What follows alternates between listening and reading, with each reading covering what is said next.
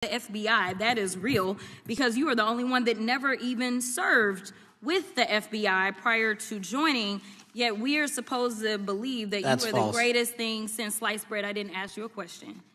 Now, what I want to go through is to talk about why you are a failure and why, honestly, we just need to tell you bye-bye. I know that you got a little upset and you put on your show for your boss because it seems like you're trying to save your job when it came to talking to Senator Booker yesterday. But let's go through some of your failures. Oh, look, another day, another congressional hearing where a right-wing political appointee gets completely dismantled on C-SPAN. Honestly, it is a beautiful thing to witness. If you haven't seen Representative Jasmine Crockett going absolute nuclear on FBI Director Kash Patel, please pull up a chair because she didn't just push the button. She completely leveled the room. Total annihilation. My grandmother used to say, if you're going to step to the queen, you better not bring a butter knife to a tank fight. And Patel, oh honey, he brought a plastic spoon. Crockett exposed a weaponized double standard in our justice system, bringing a mountain of undeniable receipts on right-wing extremism, political death threats, and total federal neglect. Man, oh man, there has been so much today, and I truly don't know where to start. So I'm just going to make sure that we start off with a few facts.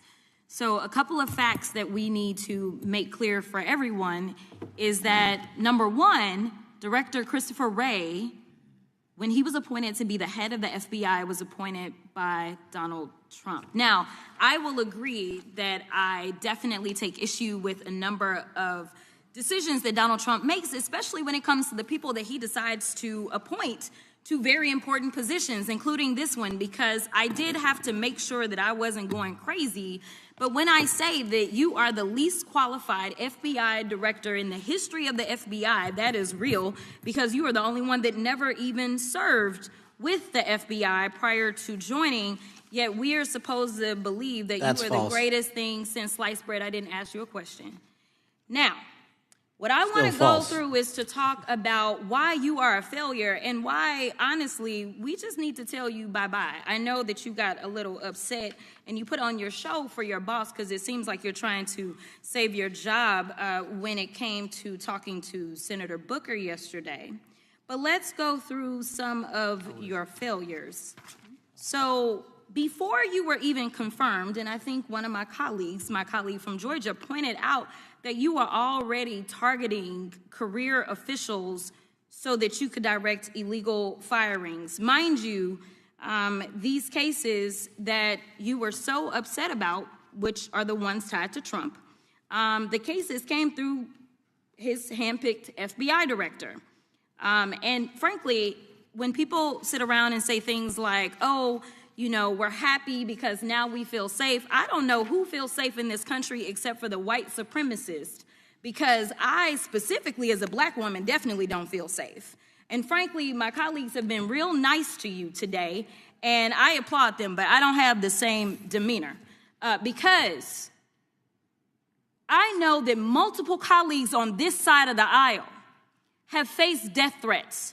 In fact, somebody tried to kill one of my colleagues. And frankly, I don't know if this FBI or under your leadership, if those people would have been caught. I don't have any confidence in you. And if we start talking about the reasons that I lack confidence, we could start with you not just wanting to acknowledge some simple facts. Simple facts like the vast majority of the threats are coming from right-wing extremism. And I know my colleagues have tried to stress this, but I decided that I would maybe do it in a different way. Number one, I have a couple of UCs. Kim Buck, one of multiple Republicans receiving death threats for voting against Jim Jordan as House Speaker. Without objection. Another one, Republican lawmaker says she received death threats after voting against Jim Jordan in Speaker's race. Without objection. In addition, there was another one from another colleague who now is leaving Congress because they said that they were calling his wife anonymously and threatening her life to the extent that she ended up sleeping with a firearm. Without objection. Okay, so here's the deal.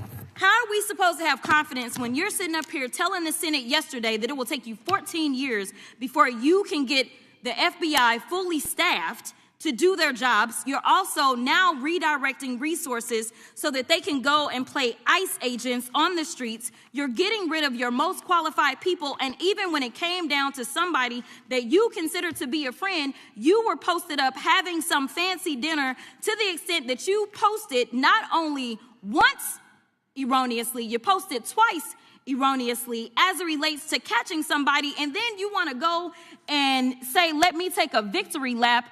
Because honestly, if it wasn't for parents deciding that they were going to turn in their child, it seems like y'all wouldn't have got there, even though he literally confessed online. So I'm confused about what it is that the FBI is doing, except for trying to put on a show for the apprentice, or whatever you want to call him. The day after all of this took place, there was domestic terrorism that was taking place at HBCUs. They were targeted. Yet I didn't hear anything from the FBI about what was going on. And again, black people kept saying, how did we end up in this? Because the numbers are so very clear that white supremacy is a problem. And honestly, I've not heard anything out of you today that makes me believe that you're going to do anything about the white supremacy problem, the one that is leading to children being killed, children being shot, as well as members of their community as they're worshiping in their churches. The time of the gentlelady has expired. If the gentleman would like to respond to. So, let's talk about how this whole thing kicked off. Crockett starts out by completely dismantling the idea that the people running the show right now are even qualified. She pointed out a really messy truth, which, let's be real, we all know. When you start prioritizing absolute political loyalty over actual boots-on-the-ground experience, the entire institution starts to crumble. But what really hit me right in the chest was how honest and raw she got next. Speaking directly as a black woman, she flat out looked at him and said, "I don't feel safe in this country." And she's not just talking out of emotion here. She's looking at the actual data. She pressed Patel on the fact that the vast majority of domestic threats in America right now are coming directly from right-wing extremism and white supremacy. Yet, under this current leadership, there's just this deafening silence when it comes to actually going after these hate groups. Seriously, it's like they're actively looking the other way. Now, this is the part of the clip that is going absolutely viral because Crockett brought the receipts. And oh, the irony here is delicious. The proof she used involved threats against the exact same Republicans who are trying to downplay this whole issue. She entered evidence into the record showing that multiple Republican lawmakers received severe death threats from their own side just for voting against Jim Jordan for House Speaker. We're talking about a lawmaker's wife having to sleep with a firearm because she was so terrified of her husband's own colleagues' supporters. Wow, this isn't some hypothetical debate. It's a toxic culture of political violence that's spinning completely out of control. Beyond the threats, Crockett completely exposed the absolute mess inside the FBI's logistics. Get this. She called them out for a projected 14-year timeline just to get the FBI fully staffed. 14 years? Wait, are they kidding me? And instead of using their current resources to fix that massive backlog and protect people from violent extremism, leadership is actively redirecting agents to play ICE on local streets. They're literally prioritizing immigration policing over stopping domestic terror. It's infuriating. This next part is what really shows you where their priorities lie, and honestly, it makes me sick to my stomach. Crockett highlighted a massive systemic double standard in who the federal government chooses to protect. She pointed out that while FBI leadership was busy taking victory laps and hosting fancy dinners over one highly publicized arrest, they went completely ghost the very next day. Why? Because domestic terrorism was actively targeting historically black colleges and universities. HBCUs were under literal threat, and the FBI offered absolutely nothing but silence. When the state completely ignores a threat like that, it sends a loud and clear message to black communities about whose safety actually matters to them.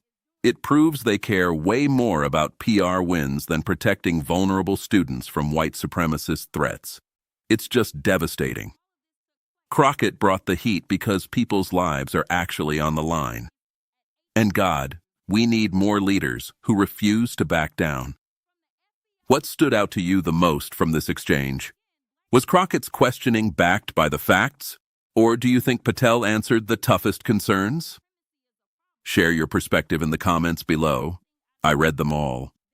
If you enjoyed this breakdown and want more in-depth coverage of the biggest moments in U.S. politics, make sure to like this video, subscribe to the channel, and turn on notifications so you never miss our next analysis.